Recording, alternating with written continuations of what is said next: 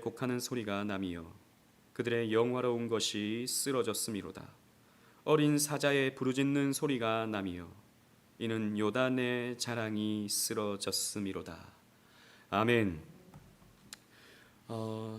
우리는 지난 9장부터 시작해서 이 스가랴의 전체적인 부분에서 3부의 내용을 살폈습니다. 1부는 8가지의 환상, 2부는 금식에 대한 메시지, 3부는 오실 왕에 대한 예언의 말씀들이 기록되어 있다고 했었죠. 3부에서 우리는 9장, 10장을 통해서 소망의 메시지를 주는, 미래적인 종말론적인 소망의 메시지를 주는 메시아, 오실 왕에 대한 말씀을 우리가 살펴보았습니다. 그래서 오시는 메시아는, 오시는 통치자이신 왕이신 이분은 이스라엘을 아름답게 변화시킬 것이다 라고 하는 것을 우리가 말씀을 살펴봤었죠. 그래서 강한 용사 여호와께서 이방을 쳐부시고 겸손하게 이스라엘을 섬기시는 왕이시다, 이분을 준비해라, 이분을 기다리라 라고 하는 말씀을 우리가 살펴봤습니다. 또 지난주에는 이 오시는 왕께서는 이스라엘을 부흥하게 하시는 왕이시다 라고 하는 것을 우리 지난주에 살펴봤었죠. 그래서 9장 10장의 메시지는 이런 소망의 메시지를 담고 있어요. 그러나 오늘 살펴보는 이 11장의 메시지는 결이 다릅니다. 이 스가랴서는 언제나 그런 것 같아요. 앞에서 환상에서도 그랬고 금식의 메시지도 그랬고 이런 소망의 메시지가 한번 주어지고 또 그 다음에는 심판에 대한 메시지, 경고에 대한 메시지, 이런 것들이 나타나는 것을 볼 수 있습니다. 마찬가지입니다. 이 11장도 이스라엘 공동체 내부의 문제를 추격하십니다. 그래서 추적하시면서 참 목자를 따르지 아니하는 양들의 잘못된 태도를 정죄하세요. 그리고 양떼들을 잘못된 길로 인도하는 거짓 목자들에 대한 심판의 메시지가 경고되고 있는 11장의 내용입니다. 그래서 이 11장을 우리가 함께 살펴볼 텐데요. 1절부터 3절까지는 이 11장 전체의 서론적 애가라고 할 수 있어요. 그러니까 서론 부분입니다. 1절로 3절 말씀 살펴보시는데 그 가운데서 제가 1절, 2절을 읽고 3절은 함께 읽겠습니다. 레바논아, 내 문을 열고 불이 내 백향목을 사르게 하라. 너 잣나무여 곡할지어다. 백향목이 넘어졌고 아름다운 나무들이 쓰러졌음이로다. 바산의 상수리 나무들아 곡할지어다. 무성한 숲이 엎드러졌도다. 시작. 목자들의 곡하는 소리가 나미어 그들의 영화로운 것이 쓰러졌음이로다. 어린 사자의 부르짖는 소리가 나미어 이는 요단의 자랑이 쓰러졌음이로다. 아멘. 1절에 보면 레바논아 라고 하고 있죠. 레바논은 이스라엘 그 가나안 지역의 북쪽에 위치한 땅입니다. 그래서 지금도 이스라엘 위에 레바논이라는 나라가 있죠. 아주 작은 나라인데, 근데 그 나라의 대표적인 상징적인 그 무엇이 있다면 백향목이에요. 백향목. 지금도 레바논 국기에 보면 중간에 백향목이 딱 그려져 있습니다. 백향목은 굉장히 크고 굉장히 단단한 그런 나무예요. 그래서 백향목은요, 어떤 우람함, 큰 이런 것을 상징하죠. 그래서 이 이스라엘 땅 북쪽에 이 백향목들이 쫙 자라고 있는 것은 어떤 모습이냐면 한편으로 마치 이스라엘 땅을 지켜주는 이런 성벽과 같은 그런 역할을 하는 거예요. 그러니까 이 나무들이 높게 쫙 세워져 있고 이 나무가 끝나면 이스라엘 땅이 시작되니까 마치 이스라엘 성벽처럼 이렇게 딱 되어 있다라는 겁니다. 그런데 이 백향목들이 어떻게 됩니까? 무너진다라는 것입니다. 레바논아, 내 문을 열고 불이 내 백향목을 사르게 하라. 아름다운 나무들이 쓰러졌음이로다. 무성한 숲이 엎드러졌도다 라고 말하고 있죠. 이것은 바로 이스라엘이 무너진다라고 하는 그런 경고의 말씀이 되는 것입니다. 즉 가나안 땅이 침략을 당하게 된다라는 말씀입니다. 이스라엘은 워낙 많이 침략을 당했죠. 이 북쪽에서 치고 내려오는 아수르에 의해서 북이스라엘이 멸망을 당했죠. 또 바벨론에 의해서 남유다가 멸망을 당했죠. 그리고 이 스가랴 시대 이후로는 헬라의 알렉산더가 또 이 레바논을 끼고 치고 들어오죠. 그리고 또 나중에는 로마도 마찬가지로 이 북쪽으로 해서 남쪽으로 치고 내려오는 것입니다. 그래서 이스라엘의 역사는 계속해서 침략을 당합니다. 이런 아수르, 바벨론, 헬라, 페르시아, 로마 이런 나라들에 의해서 계속해서 북쪽부터 해서 치고 내려오는 공격을 당하게 되죠. 그리고 AD 70년에 로마에 의해서 완전히 멸망을 당하고 마는 것입니다. 그리고 이 백향목은, 여러분 백향목 그러면 뭐가 떠오르십니까? 성경 속에서 백향목 그러면 뭐가 떠오르세요? 그렇죠, 성전이 떠오르죠. 성전을 지을 때 이 백향목, 이 레바논 지역에 있던 백향목을 가지고 와서 짓게 되죠. 이 백향목이 무너졌다라고 하는 말은 또 다른 의미로서 성전이 무너지게 된다라고 하는 그런 의미가 되는 것입니다. 이전에 1성전이었던 솔로몬 성전은 치고 내려오는 바벨론에 의해서 무너졌습니다. 그죠? 그런 과정 속에서는 언제나 이 유다의 불순종이 있었고 폐역이 있었습니다. 또 이제 스가랴 시대에 지었던 이 성전, 이것은 수룹바벨 성전이라고 우리는 말하는데요. 이 성전은 헤롯 시대 때 좀 더 증축이 되었지만 앞에서 말씀드린 대로 AD 70년에 로마에 의해서 완전히 돌 위에 돌 하나 남지 아니하고 완전히 초토화됩니다. 그래서 지금은 흔적도 없어요. 성전에 흔적도 없습니다.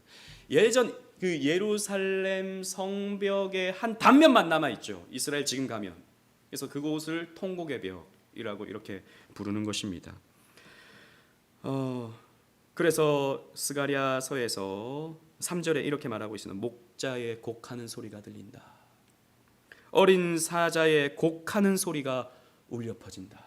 울부짖는 소리, 무너졌다 무너졌다라고 하는 이런 울부짖는 소리가 들리게 된다. 이 영광스러운 것, 이 요단의 자랑이 쓰러지게 되었다라고 말씀하고 있습니다. 왜 이런 심판이 이스라엘 땅에 일어나게 되는가? 왜 이런 거룩한 성전이, 하나님의 이름으로 세워지는 이 거룩한 성전이 무너지게 되는가? 그 과정을 이 11장이 어떤 환상 같은 상징적인 어떤 말씀을 통해서 가르쳐주고 있습니다. 본질적으로는 오실 메시아를 거부하기 때문이에요. 그리고 참 목자를 알아보지 못하기 때문입니다. 오히려 거짓 목자를 추종하는 거예요. 그것이 이스라엘의 죄였습니다. 따라서 오늘 주시는 말씀을 통해서 우리는 어떤 목자를 따라야 하는가? 오늘 말씀을 통해서 우리는 답을 찾아야 되는 것입니다. 우리 4절 한번 다 같이 읽어보도록 하겠습니다. 4절 시작. 여호와 나의 하나님이 이르되 너는 잡혀 죽을 양떼를 먹이라. 아멘. 여호와 하나님이 말씀해 주십니다. 너는 스가랴 선지자에게 잡혀 죽을 양떼를 먹이라 라고 말씀했습니다. 잡혀 죽을 것 같은 양떼, 이스라엘 백성들을 상징하는 것 같죠. 이 양떼를 먹이라 라고 하나님 말씀하십니다. 이런 양떼들을 잘 보살피라 라고 말씀하고 있는 것입니다. 이들의 상태에 대해서 5절에서 설명하고 있는데요. 제가 읽어보겠습니다. 사들인 자들은 그들을 잡아도 죄가 없다 하고 판자들은 말하기를 내가 부요하게 되었은즉 여호와께 찬송하리라 하고 그들의 목자들은 그들을 불쌍히 여기지 아니하는도다 라고 말씀하고 있어요. 이 스가랴서는 굉장히 좀 어려워요. 그래서 사실 제가 이렇게 설교하고 또 이건 이런 겁니다 라고 해석하지만 사실 이런 해석하는 자들마다 조금씩 다 틀려요. 그래서 뭐가 정답인지는 사실 우리가 확실히 알 수는 없습니다. 나름 여러 가지의 상황들과 성경 전체의 메시지를 통해서 우리가 나름 추측해 보지만 완벽하게 이것입니다 라고 하기는 어려운 그런 부분들이 굉장히 많아요. 그래서 그냥 스가랴서를 읽으면 이해가 안 되죠. 여러분 그럴 때 많지 않습니까? 특히 11장을 읽으면요, 이게 도대체 무슨 말씀이야? 이런 생각이 들리는 겁니다. 그 중에서도 가장 어려운 본문이 이 11장이라고 할 수 있어요.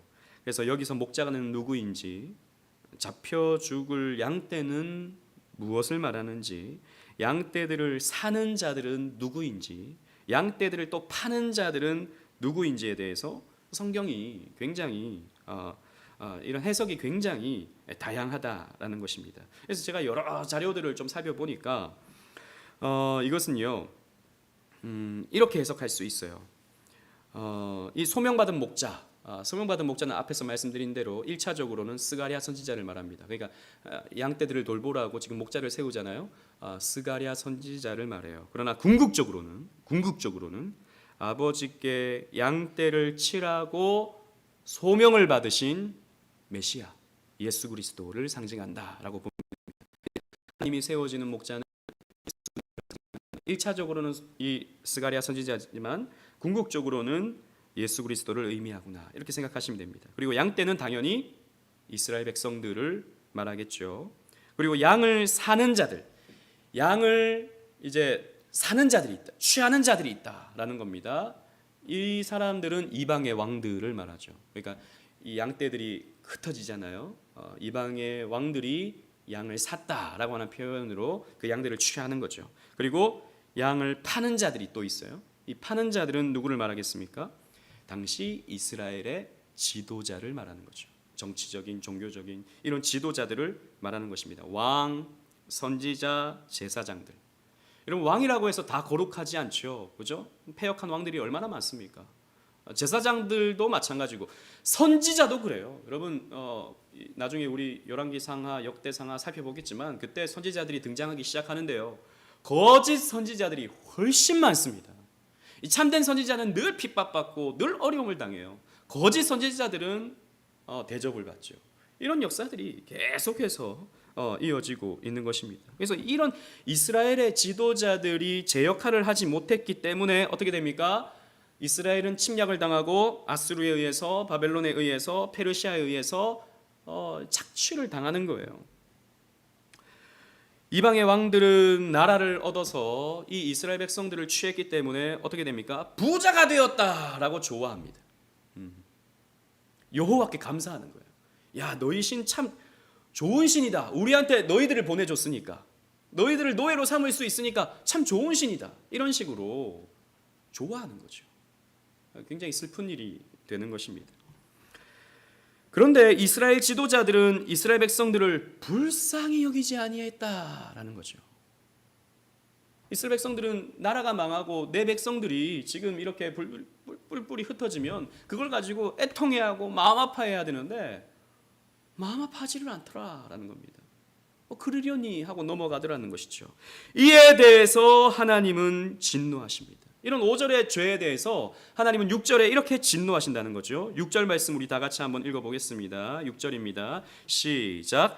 여호와가 말하노라. 내가 다시는 이 땅 주민을 불쌍히 여기지 아니하고 그 사람들을 각각 그 이웃의 손과 임금의 손에 넘기리니 그들이 이 땅을 칠지라도 내가 그들의 손에서 건져내지 아니하리라 하시기로. 아멘. 하나님 이렇게 말씀하시는 거예요. 내가 이 땅 주민을 불쌍히 여기지 아니하겠다. 너희 지도자들의 죄로 말미암아. 이 말이 무슨 말입니까? 이들을 흩어버리게 만들어버리겠다라는 것입니다. 그 이웃의 손과 임금의 손에 넘겨버리게 만들겠다. 그들이 이 땅을 칠지라도 내가 그들의 손에서 건져내지 아니하겠다. 여러분, 이건 하나님께서 그들을 난 모른 척하겠다, 그들을 버리겠다, 내 이스라엘 백성들은 나는 이제 뭐 죽든지 말든지 내버리겠다, 이게 아니에요. 이 지도자들의 범죄로 인해서 어떤 심판이 이스라엘에게 임하게 되는지 이렇게 보여주는 것입니다. 그렇게 이해를 해야 돼요. 그게 아니라 그냥 하나님이 이렇게 백성들을 버리시기도 하시는구나, 죽든지 말든지 상관하지 않으시는구나, 이렇게 생각하면 안 되는 겁니다. 심판으로서 이렇게 나타나는 거예요. 지도자들의 문제는 그 공동체 전체의 문제가 되죠. 이건 우리 사회도 마찬가지고 성경에서 나타나는 계속해서 반복되어지는 어떤 모습들입니다. 아담이라고 하는 인류의 대표가 선악과를 베어 물므로 어떻게 됩니까? 모든 사람들이 죄인이 되는 것이죠. 이건 대표의 원리는 고대 사회나 지금이나 마찬가지예요. 지도자가 누구냐에 따라서 나라가 달라집니다. 그죠? 지도자가 누구냐에 따라서 회사가 달라져요. 지도자가 누구냐에 따라서 교회가 달라집니다. 지도자가 누구냐에 따라서 가정이 달라져요. 하나님은요, 어쨌든 지도자를 세우시고 그 지도자를 통해서 나라든 교회든 회사든 가정이든 다스리기를 원하시죠. 그런데 그 지도자가 엉망이면 그 공동체가 엉망이 될 수밖에 없는 것입니다. 그래서 지도자가 사리사욕을 따르고 이 양떼들을 돌보지 아니하고 사리사욕을 따르고 공동체를 향한 애착이 없다면 어떻게 됩니까? 그 공동체는 심각한 위기를 겪을 수밖에 없죠. 지금 이 스가랴서는요, 이스라엘 백성들을 놓고 말하는 것이지만 이 구약의 이스라엘은 사실 교회를 의미하죠. 교회. 구약 교회를 의미합니다. 신정국가 이스라엘은 교회를 의미해요. 그래서 지도자가 백성들을 말씀으로 다스리지 않고 자기의 어떤 욕구를 채우는데 급급하게 된다면 나라가 망하는 것이죠. 마찬가지입니다. 목사가 교회를 돌보지 아니하고 사리사욕을 챙기고 교회를 통해서 내가 여기서 무엇을 얻을 수 있을까라고 생각을 하고 여기 더 이상 내가 얻을 게 없다 싶으면 교회를 버려버리고 나를 더 잘 대우해주는 그런 교회를 쫓아서 가는, 여러분 얼마나 많은지 몰라요. 물론 뭐 다 그런 것은 아니지만 그런 목사로 두고 있는 교회는 당연히 내용을 겪을 수밖에 없는 것이죠. 하나님이 언약적 징계로서 그런 벌을 내리실 수밖에 없는 것입니다. 그래서 교회의 지도자인 목사는요, 그 교회에 있어서 절대적입니다. 목사는 무한 책임을 져야 되는 거예요. 그런 면에서 칼빈은 기독교 강요에서 이렇게 말했습니다. 목사 한 사람은 교회 전체 성도보다 더 중요하다 그랬어요. 여러분 이 말을 오해하지 마세요. 뭐 성도는 안 중요하고 목사가 제일 중요하다, 목사가 왕이다 이런 말 결코 아니에요. 왜냐하면 목사 한 사람이 바로 세워지지 않으면 그 교회 전체가 어려움을 겪기 때문입니다. 목사가 영적으로 깨어 있지 아니하고 영적으로 눈을 감고 있고 잠을 자고 있잖아요. 그럼 교회 전체가 잠을 자는 거예요. 영혼이 죽는 겁니다. 그래서 어떤 목사를 만나는가, 어떤 목사를 세우는가, 이것은 여러분들에게 있어서 너무 중요한 문제예요. 그냥 뭐 이 땅에 교회 많은데 뭐 아무 데나 가면 되는 거 아니야? 큰일 날 일입니다. 큰일 날 소리입니다. 존 버녀는 이렇게 말했어요. 좋은 목사를 만나는 것은 좋은 아내를 만나는 것보다 더 중요하다 그랬어요. 목사님 무슨 말입니까? 아내가 더 중요하죠. 목사님 일주일에 한 번 만나지만 아내는 24시간 내내, 일주일 내내, 한 달 내내 붙어 있는데. 그런데요 여러분, 아내는 우리의 육신과 관계하죠. 물론 영적으로도 관계하지만 우리의 육신에 있어서 어떤 관계죠. 하지만 목사는요, 여러분들의 영적인 관계, 하나님과의 영적인 관계를 책임지는 자입니다. 그래서 목사를 잘못 만나면 여러분들의 영혼이 죽는 겁니다. 그래서 여러분은 잘 분별하셔야 돼요. 강미수 목사가 깨어 있는지 아니면 죽어 있는지. 이건 여러분 정말 제가 죽어 있다고 생각한다면 여러분들은 뒤돌아보지 말고 떠나야 됩니다. 교회를 뒤돌아보지 말고. 그런데 그렇게 되기 전에 우리 목사님이 늘 깨어 있을 수 있도록, 우리 목사님이 늘 말씀 앞에서 신실할 수 있도록, 늘 사역 앞에서 두렵고 떨림으로 사역할 수 있도록 여러분들이 기도해 줘야 되는 거예요. 그래서 목사의 사역은요, 그 교회에 있어서 절대적입니다. 오늘날 목사님들을 무슨 설교하는 돈 받고 살해주고 당신은 설교나 하시고 교회는 우리가 알아서 합니다 이렇게 하는 사람들이 한국 교회 안에 점점 늘어나고 있어요. 아니, 장로가 교회를 돌보는 거지 목사는 그냥 설교만 하세요. 당신 요즘 자꾸 막 이렇게 장로들한테 무슨 태클을 거는데 당신 그러면 이제 나가야 됩니다. 이런 식으로 협박하는 교회들이 여러분 꽤나 많아요. 사람들이 좀 많이 모이고, 그러니까 개척한 목사님이 이제 바뀌고 이제 2대 3대 간 그런 교회들은요, 그런 분위기가 그냥 형성돼 있어요. 그냥 목사가 소신껏 목회 못합니다. 장로들 눈치 보느라고. 그런 교회들 너무 많아요. 중형 교회들. 아예 대형 교회는 아예 차라리 시스템이 돼 있지만 중형 교회들은 그렇게 되는 경우들이 굉장히 많아요. 그래서 여러분 우리는 교회의 지도자를 위해서, 목사를 위해서 기도할 수 있어야 돼요. 목사뿐만 아니죠. 나라를 위해서, 또 회사의 사장님을 위해서든, 또 집의 남편, 가장을 위해서든 우리는 기도해야 되는 것입니다. 지도자가 무너지니까 어떻게 됩니까? 너희들 심판받게 될 것이다 라고 하나님께서 말씀하고 있는 것입니다. 그래서 하나님은요, 참된 선지자를 목자로 세웁니다. 이 선지자는 표면적으로 뭐라 그랬습니까? 1차적으로는 스가랴 선지자를 말한다 그랬죠. 궁극적으로는 누굴 말한다고요? 오실 예수 그리스도를 말한다고 볼 수 있습니다. 7절 말씀 우리 다 같이 한번 읽어보겠습니다. 7절입니다. 시작. 내가 잡혀 죽을 양떼를 먹이니 참으로 가련한 양들이라. 내가 막대기 둘을 취하여 하나는 은총이라 하며 하나는 연합이라 하고 양떼를 먹일세. 아멘. 내가, 여기 내가는요 스가랴 선지자를 말해요. 그리고 궁극적으로는 예수님을 말합니다. 죽을 양떼를 내가 먹이겠다. 이 양떼를 불쌍히 여겨서 목자가 세워지는 거예요. 그래서 이 양들을 너무 불쌍하게 생각해요.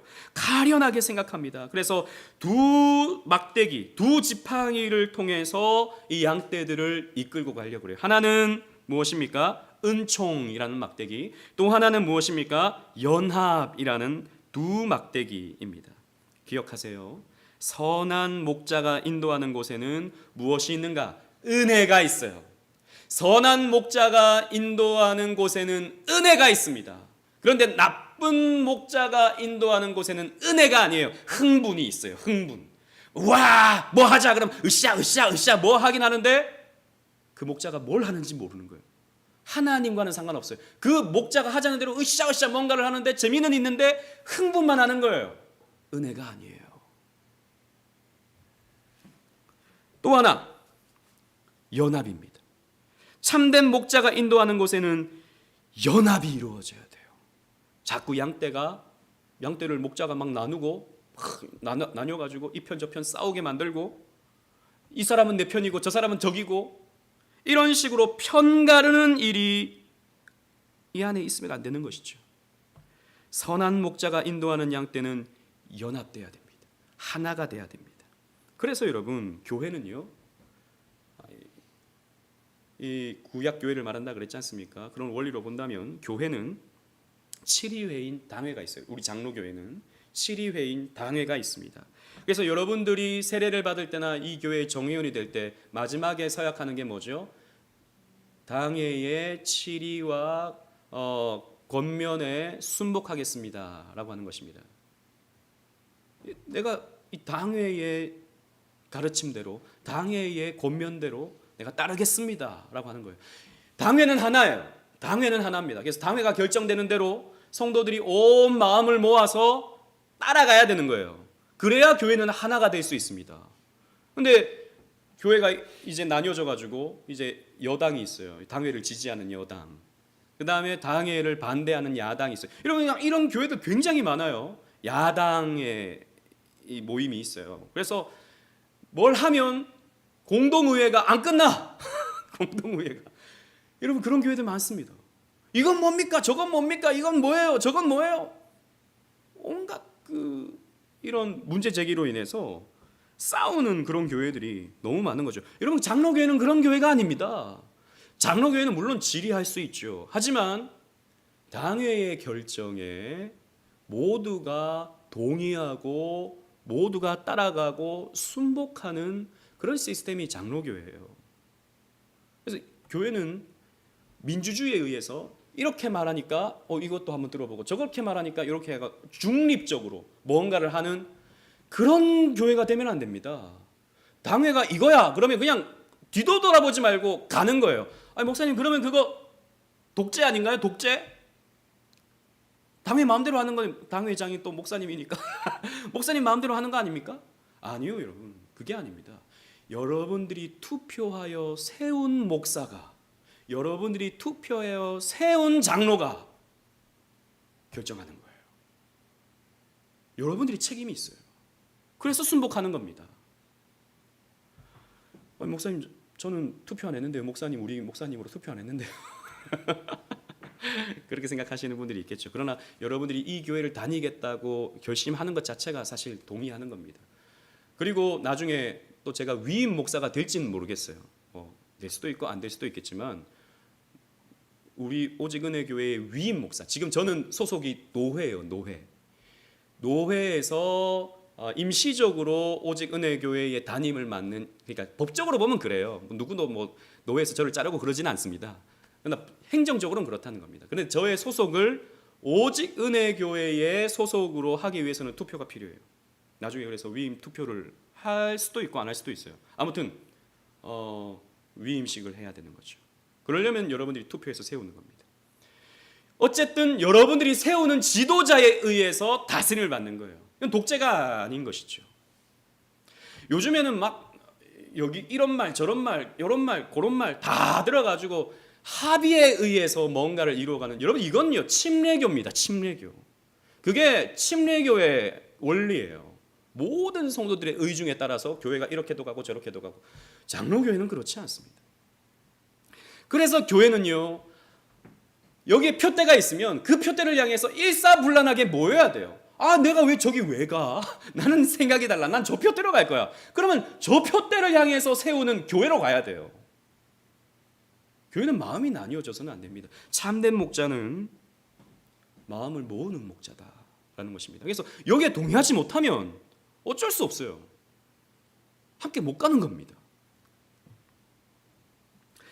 최근에 민주적 교회라고 하는 것을 교회 개혁이라고 말하면서 교회를 어지럽히는 무리들이 있습니다. 우리는 그런 세속적인 방법, 여러분 우리나라가 이렇게 민주주의가 되었지만 우리가 사실 더 아름다운 나라가 되었습니까? 물론 경제적으로나 이런 것들로는 더 많이 발전했지만 이렇게 서로 싸우고 서로를 악마화시키는 이런 모습이 여러분 정상적으로 보이세요?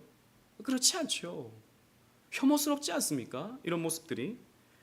이건요 마음이 나뉘어지고 서로를 미워하게 되는 단초가 될 뿐입니다. 그냥 우리는 자기를 부인하고 하나님의 말씀 앞에 우리는 모든 것을 다 모아서 하나가 되어야 되는 연합을 이루어가는 거예요. 참된 목자는 그렇게 연합을 이루어간다라는 것입니다. 근데 문제는 예나 지금이나 말을 안 듣는 사람들이 있어요. 예나 지금, 구약 시대 때나 마찬가지고 신약 시대 때도 마찬가지고 오늘날도 마찬가지예요. 이런 이스라엘의 역사가 이런 목자, 참된 목자를 따르지를 않더라라는 겁니다. 8절 9절 말씀 보십시오. 제가 8절을 읽고 9절을 함께 읽겠습니다. 한 달 동안에 내가 그 세 목자를 제거하였으니 이는 내 마음에 그들을 싫어하였고 그들의 마음에도 나를 미워하였습니다. 시작. 내가 이르되 내가 너희를 먹이지 아니하리라. 죽는 자는 죽는 대로, 망하는 자는 망하는 대로, 나머지는 서로 살을 먹는 대로 두리라 하고. 선한 목자가 그냥 읽으면요 이게 사실 굉장히 요약적으로 딱딱딱딱 그냥 문장만 그러니까 단어만 이렇게 연결되어 있다 보니까 문장을 만드는 게 굉장히 어려웠던 것 같아요. 그래서 한국말로 번역하는 데 있어서 굉장히 좀 부자연스럽습니다. 쉽게 말해서 이 말이에요. 선한 목자가 다른 세 목자를 제거해요. 한 달 만에. 이 세 목자, 다른 세 목자는 누구를 말하냐 하면 거짓 목자를 말합니다. 그러니까 참 목자가 왔어요. 근데 거짓 목자들과 충돌을 하는 거예요. 이미 세워져 있는 거짓 목자들과 충돌을 하는 거예요. 서로가 마음에 안 들어해요. 서로가 싫어해요. 서로 미워해요. 이런 문제가 일어나는 거죠. 여러분 예수님이 이 땅에 오셨을 때 모든 사람들이 예수님을 다 좋아했습니까? 아니죠. 먼저 헤롯 왕이 예수님을 죽이려고 했어요. 그죠? 제사장들이 예수님을 반대합니다. 내 아버지 집을 장사하는 집으로 만들지 마라 라고 하니까 저놈 봐라 우리 지금 수입원을 다 없애고 있네 라고 하면서 예수님을 죽이려고 하죠. 그리고 그때 당시에 바리새인들, 그러니까 말씀을 가장 잘한다고 하는 선지자적인 역할을 한다는 이런 바리새인들, 이런 사람들은 예수님에게 엄청난 미움을 받았죠. 회칠한 무덤, 독사의 자식이라고 하는 판단을 받았죠. 당시에 이런 세 지도자들이 있었는데 이들과 예수님이 어떻게 됩니까? 충돌합니다. 그런데 예수님께서 그들을 제거하려고 하니까 어떻게 됩니까? 백성들이 싫어하는 거예요. 우리 지도자인데 왜 목자, 새로 세워진 저 목자가 우리 기존의 이 목자를 제거하려고 해? 왜 독사의 자식이라고 해? 왜 회칠한 무덤이라고 해? 이거 너무한 거 아니야? 이런 식으로 참 목자를 반대하는 거예요. 이런 모습들이 나타난다라는 것이죠. 이스라엘을 부패하도록 만든 이 지도자들을 오히려 지지하면서 참목자를 정죄하는 거예요. 참목자를 반대하는 거예요. 그래서 선한 목자는 어떻게 됩니까? 거절을 당하게 됩니다. 궁극적으로 거절을 당하게 되는 거예요. 양들이 참목자를 원망하고 싫어하게 되더라라는 겁니다. 참목자를 미워하고 참목자를 몰아내는 거예요. 당신같이 분란을 일으키는 사람은 원하지 않아요. 오히려 이렇게 말하는 거예요. 마음을 모아야 되는데 오히려 분란을 일으키고 있네요, 당신이. 이렇게 정죄를 또 받는 것이죠. 그래서 결국 예수님은 십자가에 못 박혀 죽으시는 겁니다. 양들의 반대로 인해서, 양떼들의 반란으로 인해서 진짜 지도자이신, 진짜 왕이신, 진짜 제사장이신, 진짜 선지자이신 예수님께서 십자가에 못 박히는 거죠. 그래서 인내심의 한계가 다가온 목자가 이렇게 말하는 겁니다. 내가 너희를 먹이지 않겠다. 죽는 자는 죽는 대로, 망하는 자는 망하는 대로, 나머지는 서로 살을 먹는 대로 내가 내버려 두겠다 라고 말하는 거예요. 이게 뭐예요? 목자가 인내심의 한계치를 느꼈어요. 그래서 이 이스라엘을 망하도록 그냥 내버려 두겠다라는 것이죠. 그래서 여러분, 이스라엘이 어떻게 됩니까? 결국 멸망하는 거예요. AD 70년에 돌 위에 돌 하나 남지 아니하고 완전히 무너지는 거죠. 예수님도 이와 같은 예언을 똑같이 하셨습니다. 마태복음 24장 2절 말씀, 우리 앞에 있는 자막 보시면서 다 같이 읽겠습니다. 시작. 대답하여 이르시되 너희가 이 모든 것을 보지 못하느냐? 내가 진실로 너희에게 이르노니 돌 하나도 돌 위에 남지 않고 다 무너뜨려지리라. 예수님께서는 무너질 예루살렘을 바라보셨어요. 무너질 예루살렘. 앞으로 어떻게 되는지 예수님은 너무나도 잘 아시죠. 많은 사람들이 예수님을 반대해요. 물론 일부의 사람들이 이 예루살렘으로 들어오는 예수님을 보면서 호산나 호산나 환영했지만 그들도 사실은 앞으로 배신할 자들이었어요. 거절할 사람들이었어요. 그래서 예수님은 이 예루살렘이 인내심에, 하나님의 인내심의 한계에 다다랐다라고 하는 것을 알았기 때문에 이렇게 무너질 것을 예수님께서 예언해 주셨던 것입니다. 그래서 참 목자를 거절하는 양떼는 어떻게 됩니까? 심판을 피할 수 없게 되는 것이죠. 그래서 10절 11절 다시 본문으로 가셔서 10절 11절 말씀을 보십시오. 제가 10절을 읽고 11절을 함께 읽겠습니다. 이에 은총이라 하는 막대기를 취하여 꺾었으니 이는 모든 백성들과 세운 언약을 폐하려 하였음이라. 시작. 당일에 곧 폐함에 내 말을 지키던 가련한 양들은 이것이 여호와의 말씀이었던 줄 안지라. 아멘. 보세요. 참목자가요, 화가 나셨어요. 진노하십니다. 그래서 은혜, 은총이라는 이 막대기를 어떻게 하시나? 부러뜨려 버리십니다. 꺾어 버리십니다. 더 이상 이 유다에 내가 은혜를 베풀지 않겠다라는 겁니다.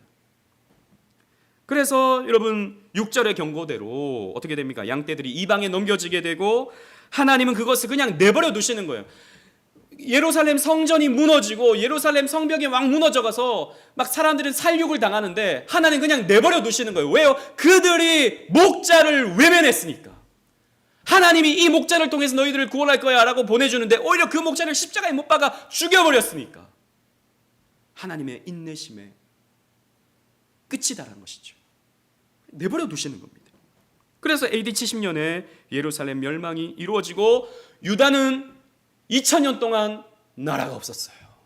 유대인들은 세계 곳곳에 흩어져 살았던 것이죠. 저 아프리카 지역에, 저 유럽 지역에, 혹은 이제 신대륙이 이제 개척될 때는 저 미국으로 넘어가서 자기 나라에 땅이 없었던 거죠.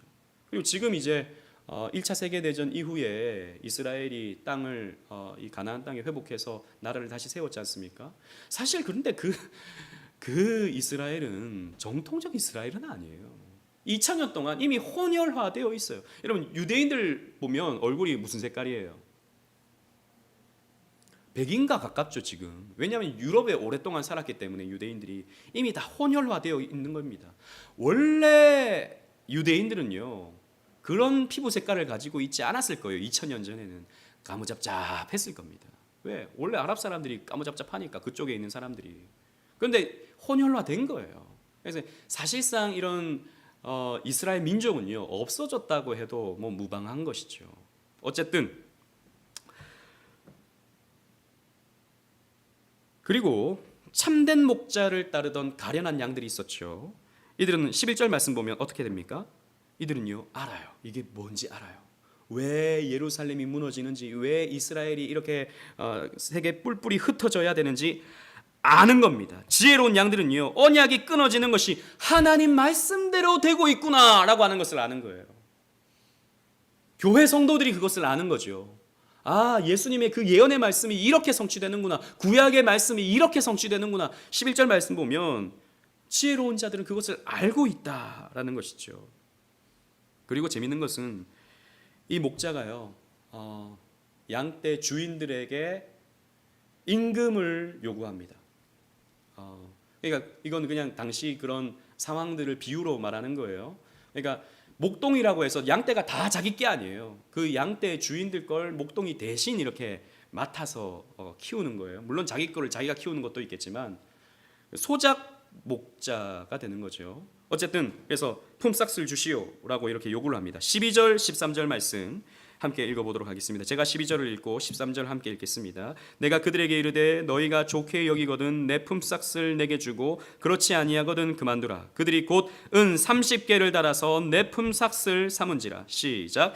여호와께서 내게 이르시되 그들이 나를 헤아린 바 그 삭을 토기장이에게 던지라 하시기로 내가 곧 그 은 30개를 여호와의 전에서 토기장이에게 던지고. 아멘. 여러분 여기 목자의 몫이 은 30개로 나옵니다. 목자가 열심히 수고했는데 그 몸값이 은 30개로 나오죠. 자, 여러분, 은 30개 뭔가가 떠오르지 않습니까? 그렇죠? 예수님이 팔리시는데 어떻게 팔리시죠? 은 30개에 팔리시죠. 예수님 몸값이다라는 겁니다. 여러분 이건요, 은 30개는 구약에 보면 출애굽기에 보면 노예의 몸값입니다. 한번 읽어볼까요? 출애굽기 21장 52절 말씀 시작. 소가 만일 남종이나 여종을 받으면 소 임자가 은 30세겔을 그의 상전에게 줄 것이요 소는 돌로 쳐서 죽일지니라. 자, 누가 어떤 소가 일하고 있는 그런 노예를 들이받았어요. 그리고 그 사람이 죽어버렸어요. 그럼 배상을 해줘야 되잖아요. 그 배상값이 은 30개, 은 30세겔, 노예의 몸값. 그러니까 지금 이 상징적으로 나타나는 이 스가랴 선지자가 내가 그래도 양떼 쳤으니까 임금을 쳐주시오라고 하니까 근데 안 주고 싶으면 안 줘도 됩니다라고 했어요. 그러니까 주긴 주는데 은 30개를 주는 거예요. 너 한 거 은 30개밖에 안 돼. 네가 한 거 노예의 일한 것밖에 안 돼. 이렇게 평가를 하는 겁니다. 그래서 여러분 13절 말씀 보세요. 여호와께서 내게 이르시되 그들이 나를 헤아린 바 그 삭을 토기장에게 던지라. 이 말이 무슨 말이냐면 그건 스가랴야, 그건 네 몸값을 그렇게 친 게 아니라 저들이 여호와인 나를 우습게 보는 거다. 내가 너를 세워서 양떼를 치게 했는데 그게 얼마나 귀한 것이고 그게 얼마나 축복된 것인데 이걸 은 30개 노예 몸값 정도밖에 안 된다고 말하냐? 이건 하나님인 나를 무시하는 거다라고 말하고 있는 거예요. 그래서 그거 받지 마. 차라리 그냥 성전에서 일하는 토기장이에게 던져줘 버려. 하나님이 이렇게 말씀하시는 거예요. 예수님이 3년 동안 공생애를 가지셨습니다. 수많은 사람들의 병자를 고치시고 수많은 사람들에게 귀한 말씀 주시고 수많은 사람들에게 사랑을 나타내 보여줬어요. 그런데 가룟 유다가 예수님을 팔 때 은 30개로 팔아버리는 거예요. 노예 몸값에. 그 제사장들이 돈을 쳐주는데 예수님을 은 30개면 충분해. 저 사람 뭐 별거 없어. 이건 누구를 무시하는 거예요? 하나님을 무시하는 거예요. 그래서 여러분 예수님께서는 은 30개의 몸값으로 팔리시게 되죠. 마태복음 26장 15절 말씀 우리 다 같이 한번 읽어보겠습니다. 시작. 내가 예수를 너희에게 넘겨주리니 얼마나 주려느냐 하니 그들이 은 30을 달아 주거늘. 그래서 결혼 유다가 이 은삼십을 받았어요. 그런데 나중에는 죄책감이 찾아왔죠. 내가 이 돈을 받을 수 없다라고 해서 어떻게 됩니까? 그 은삼십을 성전에서 일하는 자들에게 던져줍니다. 똑같이 마태복음 27장 3절 말씀 우리 다 같이 읽어보겠습니다. 시작. 그때 예수를 판 유다가 그의 정죄됨을 보고 스스로 뉘우쳐 그 은삼십을 대제사장들과 장로들에게 도로 갖다 주며. 자 보세요. 스가랴 11장은 누구에 대한 예언입니까? 예수 그리스도에 대한 예언이에요. 예수님의 그 은혜를 거절하는 이스라엘 백성들의 이야기이기도 하죠. 예수님의 그 귀한 사역을 은삼십계, 그냥 노예 정도의 수고 정도로 판단하는 이런 모습이 스가랴 11장에 예언되어 있다라는 것입니다. 그래서 참목자는요, 두 번째 지팡이도 꺾어버립니다. 14절 말씀 또 다 같이 읽겠습니다. 14절입니다. 시작. 내가 또 연합이라는 둘째 막대기를 꺾었으니 이는 유다와 이스라엘 형제의 의리를 끊으려 함이었느니라. 아멘. 보세요. 연합이라고 하는 막대기를 끊어버렸어요. 그래서 이제 이스라엘은 어떻게 됩니까? 뿔뿔이 흩어지게 돼요. 그리고 유다와 이스라엘의 형제의 의리를 끊겠다. 그래서 역사 속에서 이제 이스라엘과 남유다가 연합되어지는 일은 다시는 없는 거예요. 하나님이 기회를 주셨는데, 목자를 보내어 주셔서 기회를 주셨는데 그 기회를 거절함으로써 다시는 완전한 이스라엘, 12지파의 이스라엘을 회복할 수 없을 정도로 이 이스라엘은요, 역사 속에서 망하게 되는 것입니다. 더 나아가서 거짓 목사를 추종하죠. 거짓 목자를 추종하죠. 15절 16절 말씀 또 다 같이 한번 읽어보겠습니다. 제가 15절을 읽고 16절을 다 같이 읽을게요. 여호와께서 내게 이르시되 너는 또 어리석은 목자의 기구들을 빼앗을지니라. 시작. 보라, 내가 한 목자를 이 땅에 일으키리니 그가 없어진 자를 마음에 두지 아니하며 흩어진 자를 찾지 아니하며 상한 자를 고치지 아니하며 강건한 자를 먹이지 아니하고 오히려 살찐 자의 고기를 먹으며 또 그 굽을 찢으리라. 자, 참된 목자를 거부하니까 이제 어떻게 됩니까? 거짓 목자, 악한 목자가 세워지게 돼요. 그 목자는요, 흩어진 자를 찾지 않습니다. 뿔뿔이 그냥 흩어놓는 거 그냥 가만히 내버려 둡니다. 상한 자를 고치지 않아요. 전혀 긍휼의 마음이 없어요. 잔인한 인간입니다. 역사 속에서 이스라엘은 언제나 이런 거짓 목자들을 만나왔죠. 스가랴 이후로 유다를 압제하는 악한 통치자들은요, 계속해서 출현합니다. 역사적으로 보면 셀류커스 왕조, 그러니까 헬라가 알렉산더가 죽고 나서 나라가 세 나라로 쪼개지거든요. 그때 이 시리아 지역을 통치하던 셀류커스, 그 중에 가장 악한 왕이 안티오코스 에피파네스라고 하는 왕이었어요. 미치광이 왕이었어요. 당시 성전에 돼지 피를 뿌리고 돼지를 밀어놓고 제우스 신상을 성전 안에 갖다 놓는 그런 만행을 저질렀던 사람이 안티오코스 에피파네스입니다. 그의 통치를 받는 거예요. 왜?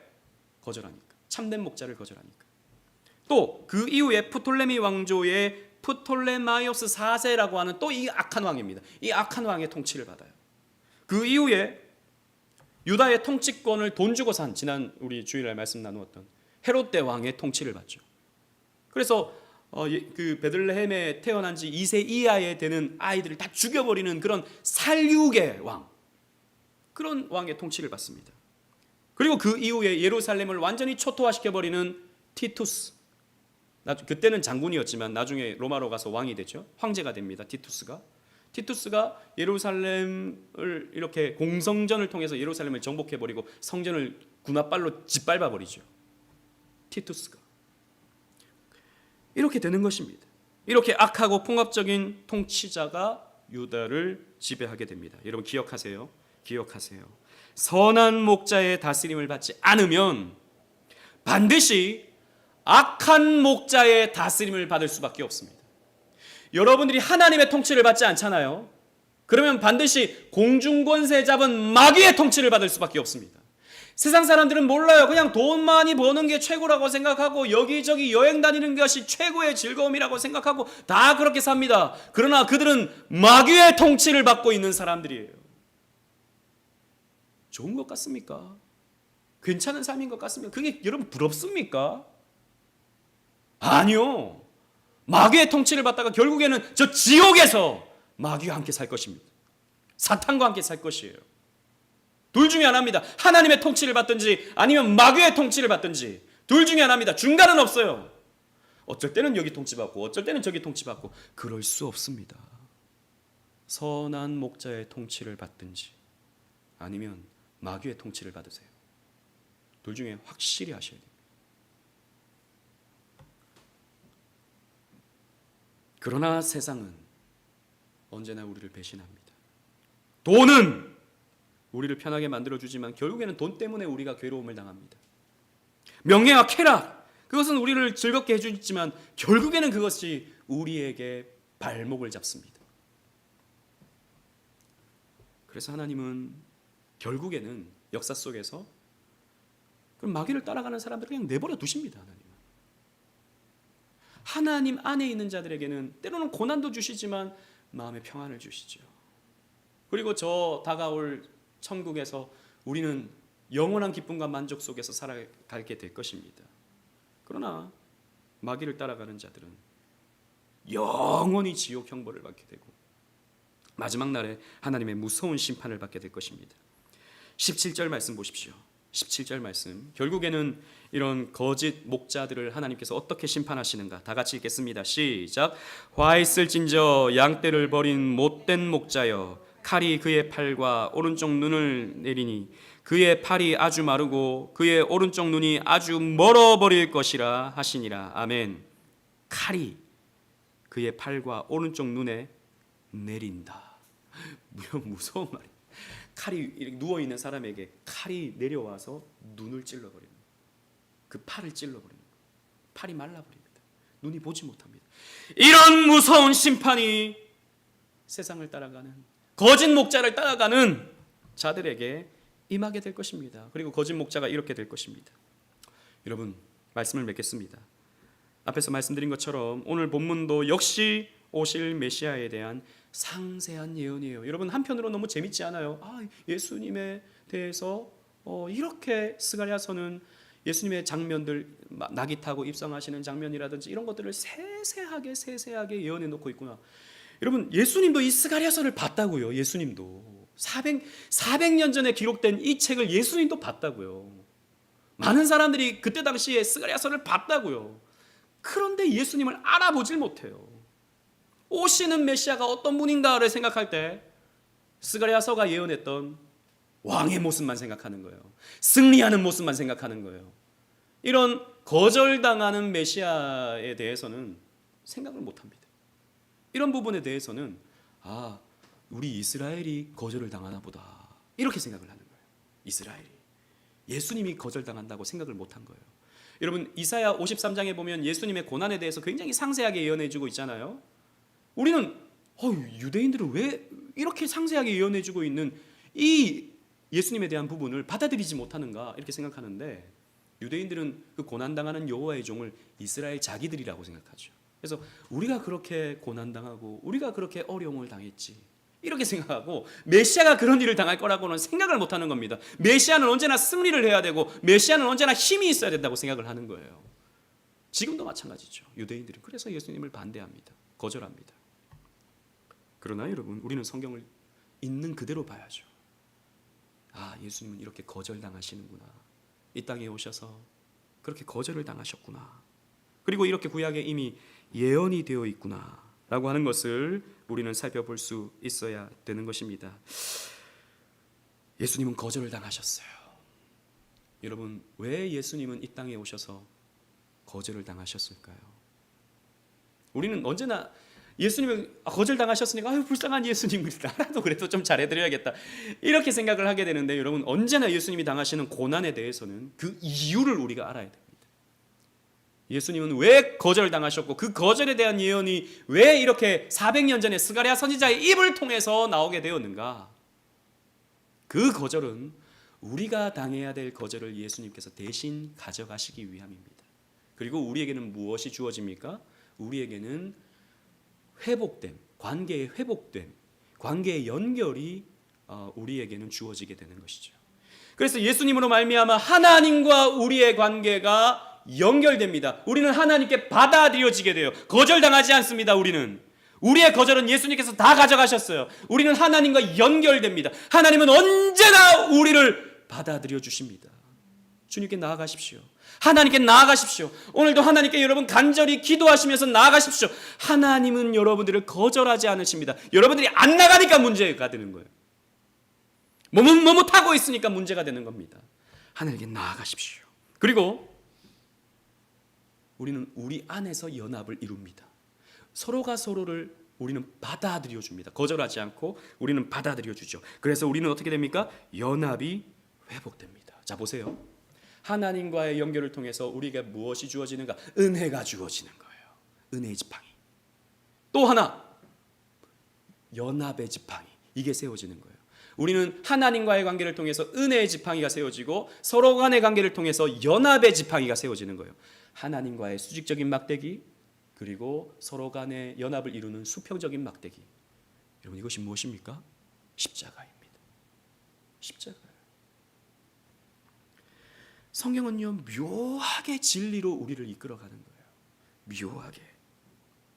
그래서 여러분들이 이 교회 안에서 우리가 참된 진리 안에 거하고 우리의 참된 목자이신 예수 그리스도를 따라갈 때 우리는 이 교회에서 은혜를 맛보게 되고 우리는 이 교회에서 연합을 이루게 될 것입니다. 물론 우리의 교회는 완벽하지 않은 지상교회이기 때문에 연합이 때로는 틀어져요. 이렇게 막 어긋납니다. 됐다가 풀어졌다가 됐다가 풀어졌다가 그렇게 돼요. 그러나 궁극적으로는 어떻게 됩니까? 우리는 연합을 이루게 된다라는 것이죠. 그러므로 여러분, 이 선한 목자를 따라가십시다. 우리의 목자는 둘도 없습니다. 선한 목자 예수 그리스도.